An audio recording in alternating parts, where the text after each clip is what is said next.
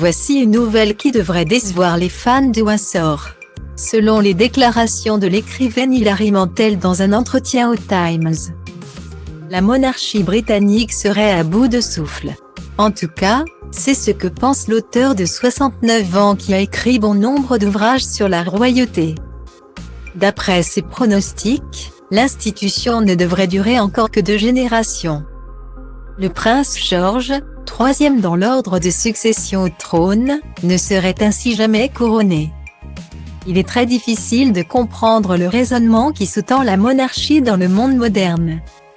Lorsque les gens sont simplement considérés comme des célébrités, a déclaré la romancière dans les colonnes du Times.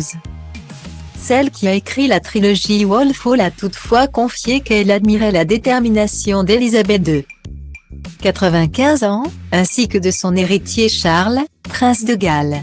Je pense qu'ils le font aussi bien que n'importe qui pourrait le prendre aussi au sérieux que n'importe qui, a ainsi estimé l'expert royal au Times.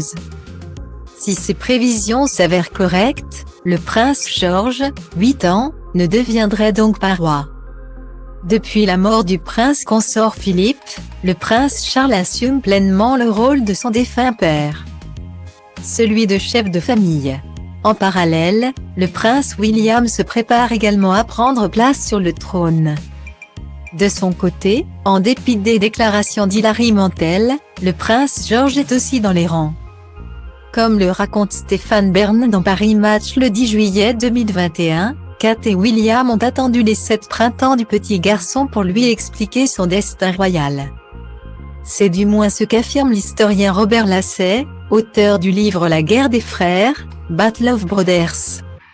L'objectif de William en tant que père est de donner à son fils une éducation familiale normale, selon les termes de William, permettant à la monarchie de rester pertinente et de suivre les temps modernes, a ainsi dévoilé Paris Match.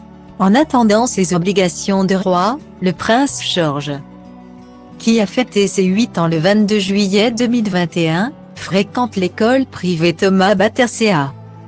Il y reçoit le même enseignement que ses petits camarades, et pratique, entre autres, le ballet.